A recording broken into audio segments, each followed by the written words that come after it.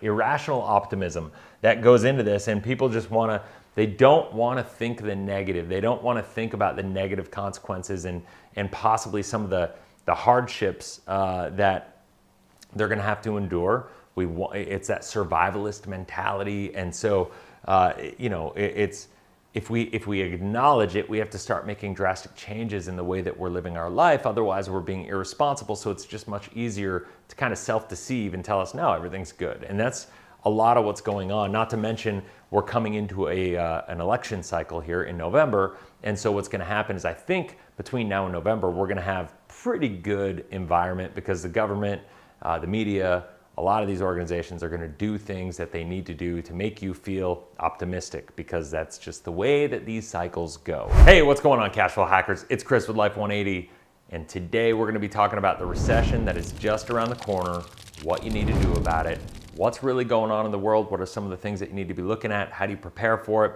and so without further ado, let's just get into this. I want to just hammer this home because if you look behind, I've got a couple things that I marked up here. We got layoffs, mass layoffs are happening.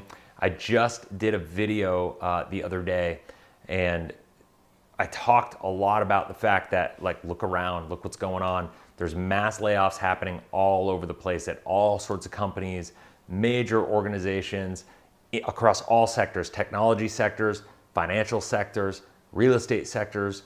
Manufacturing sectors, everything is getting hit pretty hard right now. And the real problem that we're having is inflation. Inflation right now is leading to a lot of pressures and a lot of stresses on companies. The trickle down effect of inflation on energy costs, really, because quite frankly, energy inflation is putting so much down pressure on households, because let's face it, more money out of everybody is going into paying their electric bill, paying their food costs, paying their gas bills to get, for gas for their cars. And the bottom line is, like, if you think about the energy costs, that inflationary pressure that goes into the food costs, because let's face it, food is grown in farms, food has to be transported, all these things have to be transported. So now the raw cost of gas to get across the country, to run farms, to run major equipment, to do all that kind of stuff, all has to be made up for. It's becoming one of the larger expenses that all these organizations have. And so that has to be passed along to the consumer. They can only eat that cost. Manufacturers, wholesalers, all that stuff can only hold on to that cost or eat that cost for so long until they have to pass it on. Now, here's the thing. A lot of people don't realize, they think, well, inflation has been ticking down because last month inflation ticked down, but actually wholesale inflation increased still. And so that tells me, when people are saying, is peak inflation here? Are we ultimately going to have peak inflation and we're going to have these declining rates of inflation from here moving forward? My guess is no. Nobody has a crystal ball. But when we look at wholesale inflation rates, that's a major indicator. Not only that, I don't know about where you live, but gas prices went down. So inflation numbers receded simply because gas prices went down. It's such a huge, once again, trickle effect into the rest of the economy, into the rest of all these other sectors, that now gas prices have come back up. I know where I live in Arizona, gas prices went down to about $3.40 to $3.50 a gallon, and they're already back up to $4.30 a gallon once again. And so I think that's going to have a negative impact on the inflationary numbers, maybe not this coming month, but the month after, because there's always a lag for how this hits the economy. These are things that we need to contemplate and consider. But what's going to happen is layoffs are happening, inflation is happening, the middle class is getting absolutely destroyed. So the question is, what can you do about it? Well, here's what I want to say. I'm going to do this. I'm going to go up here. Let's do this. So this is, I'm going to spend 2 seconds just kind of explaining these cycles, right? So I've been doing this a lot lately in a lot of videos because I think it's so important that people understand the cyclical nature of things, right? So let's call this 2000. Let's call this 2008. Let's call this 2020, right? And so what we have here is we need to look and see what is going on. Like, what do we do? People need to, how do we prepare for what's happening? How do we prepare to make sure times are good? Because here's the bottom line. We always go through these cycles. We know that at the end of these cycles, there's this kind of irrational optimism. I'm trying to think of how to say it, but that's how I would put it. Irrational optimism that goes into this, and people just they don't want to think the negative. They don't want to think about the negative consequences and possibly some of the hardships that they're going to have to endure. It's that survivalist mentality, and so if we acknowledge it, we have to start making drastic changes in the way that we're living our life. Otherwise, we're being irresponsible. So it's just much easier to kind of self-deceive and tell us, no, everything's good. And that's a lot of what's going on. Not to mention, we're coming into an election cycle here in November. And so what's going to happen is, I think between now and November, we're going to have pretty good environment because the government, the media, a lot of these organizations are going to do things that they need to do to make you feel optimistic, because that's just the way that these cycles go. And so I do believe that after the election cycle is over, we're going to see some really, really hard times. I think 2023 at some point in time is going to be challenging. So if we know that that's going to be ultimately what leads to the recession, or when people actually acknowledge we're in a recession, by the way, I'm a big believer we're already in a recession, but people just don't want to admit it. But at the end of the day, here's the deal. When we look at the fact, okay, we're in a recession, it's not really a technical recession, nobody wants to really acknowledge it yet, even if you may be feeling the pinch already. Let's say it's going to become extreme, we're going to get there, and everybody's going to say, okay, yes, we're going to acknowledge and admit universally that we're in this recession. The question then becomes, what can you do right now? How do you prepare? What is the impact on that for you right now? So we think about this. These times, the people that made good decisions at this moment, are the people that were able to secure their money and take advantage of the opportunities when the market was down, right? So when we look at the economy and we look at what's been going on, 2020 happened, the market crashed, and what did they do? They created the CARES Act, and the CARES Act was there, and the market recovered very drastically, very quickly, very irrationally. It didn't make any sense. And so what's happening here is it's bubbled up. When that kind of activity is happening, that is the prototypical bubble that we always talk about. It doesn't make sense. There's no real foundation for why it happened in the first place. And so it's got to come down. And so what we're talking about here is, with inflation, with taxes, with our national debt, as the market corrects, I should say, that's when there's going to be a ton of opportunity for people that are prepared. So the question is, what do you do now? Right now, I'm a massive believer that everybody needs to stop investing and you need to start saving, or you need to get your money out of higher risk assets and into safe assets, into places that you have liquidity, use and control that money, into places that you can have as an emergency fund, into places that you can leverage for an opportunity fund, because now is the time to be patient. Now is not the time to go out and try to take a bunch of risk. Now is the time to identify the fact that the market is cyclical. Listen, I'm not one of these people that's going to try to tell you to time the market to the day, because that's impossible. But I will say that the market is cyclical. Look at these cycles, right? And I could go back in time for 100 years and show you that these cycles repeat and repeat and repeat every 8 to 12 years. The challenge is, in 2008, some things happened right here that had never happened before. Because I got to do this, I guess. I wasn't planning on going here in this video, but I'm doing it. 1979, interest rates were really high. They were at 19%. Okay? So interest rates were really high, and they kind of slowly got down to 2008, and they hit zero. And so when interest rates are dropping, that stimulates the economy. Then we ran into the crisis, and they ran out of ammunition. They reduced the interest rates as much as they could. So what did they have to do? They had to start QE 1, then they did 2, then they did 3, and that got us through the next decade. And all the while, interest rates stayed really low, between 0 and 1%. And so this is the longest period of time that the federal funds rate has been that low ever. For that, and especially for over a decade in time. And now what's happening is inflation is finally getting out of control, because in 2020, we happened to have another pandemic.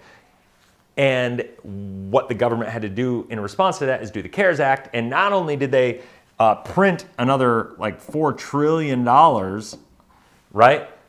On top of the QE 1, 2, and 3 with the CARES Act, that $4 trillion was injected directly into the economy. So now that's where this inflation is coming. Anybody that's surprised by this 9% inflation, just needs to dedicate a little time to learning this stuff, because if you don't understand what causes this, you can't respond to it. You can't make informed decisions that are going to benefit you from a long-term financial perspective. And so what this tells me is that this whole environment right here is just a massive bubble, right? That has utilized unprecedented monetary policy in a way that, honestly, back in 1913 when they created the Federal Reserve, they did not intend for this to happen. When you look at inflation and deflation, the whole concept of the Federal Reserve was to create an elastic currency in the economy. So what does that mean? An elastic currency says, okay, when the economy is doing well, we can increase interest rates. So if we increase interest rates when the economy is doing well, then what that will do is that will take money out of the economy, and that will balance everything out. And then it also said when the economy wasn't doing well, right, in 1979, if you remember the Jimmy Carter era, economy wasn't doing well. They started reducing interest rates. And from 1980 to 2008, or actually probably 2004-ish, when they were really going down hard, that's what stimulated the economy. That basically injected extra capital and took stress out of the markets. And so that has a natural positive impact on asset prices. And so when you look at this, think about it. This is how things go. Once again, I could go through history of this from all the way back to 1913 when the Federal Reserve was created. But the problem with the Federal Reserve, the problem with the idea of elastic currencies, is they never anticipated that we'd be in a market that had inflation the way that we have it today at almost 9%, and the financial pressure that we have. So without having a healthy economy, they thought the theory when John Keynes created this whole idea of the elastic currency and all this stuff, the theory was you could only have high inflation in a healthy economy. I don't know about you, there's nothing healthy about the economy that we're in general, let alone now you tap the high inflation, and it is the perfect storm for a nightmare. And a lot of that was caused because of this, because of the way that we've handled monetary policy for the last 12 years. And at the end of the day, this is you don't get out of this. You don't inflate a bubble. You don't get off of your money addiction without feeling pain. It's kind of like thinking somebody that's been taking heroin 10 times a day for the last 10 years is going to stop and not have withdrawal pains. They're going to, it's going to suffer, and they're going to need medical attention so they don't die in the process of sobering up. That is ultimately where we are right now as not just a nation, but as a world, quite frankly. And unfortunately, the US is the world's reserve currency. Well, I guess fortunately for us, but for the rest of the world, unfortunately, because our monetary policies have a trickle-down effect, and every other country is impacted directly by the decisions that we make. And so the question then becomes, what do you do? What do you do right now? That is the point of this video, is what do you do? You have 6 to 18 months is my guess. Now, obviously, I don't have a crystal ball. If I did, I probably would be on an island somewhere right now and doing other things. But 6 to 18 months is my guess on when this is all going to play out. And I implore everybody right now, save as much money as possible, get as much money put aside, get all of your money that you have in risky assets out of risky assets. Take the risk off the table, take the gains. You've been blessed and fortunate to make the money during these times, right? Like during these times, the recovery, you got kicked in the face when the market went down at the beginning of COVID. The CARES Act saved you. You recovered. Do not think that you got out of jail for free. Take those recoveries, take that recovery off the table. Keep those gains. Make sure you save it and save as much money as possible. And by doing that, you're going to make sure that you're as liquid as possible. You have as much guarantees, because in the next recession that's going to come, it generally leads to bear markets. And what that happens is cash is king. Access to cash is king. The people who save the money and have liquidity use and control that money are the people that are going to be able to catapult their wealth creation forward. If you got whatever amount of money that you're able to get safe and put aside right now, you're probably going to be able to 10x that money over the next 2 to 3 years. simply because we are gonna, I'll put it this way, I interviewed Harry Dent on this channel, I don't know, like 3 months ago. And in that, he said, Chris, we're coming into the sale of a lifetime. This is going to be a correction in a market environment like we've never seen before. You're either going to be able to suffer through it or you're going to be able to thrive through it. You're going to be able to create opportunity in your life and catapult your wealth potential forward in a way that most people never even thought possible. It is going to be the sale of a lifetime. And so you need to get liquid and you need to get safe. You need to get to safety, because if you do, you're going to be able to do what Warren Buffett says and make money when there's blood in the streets. Look at it this way. In 2020, when all the crash happened for a very short period of time, Jeff Bezos, Warren Buffett, Bill Gates, all these guys were able to increase their net worth by tens of billions of dollars simply because they were liquid.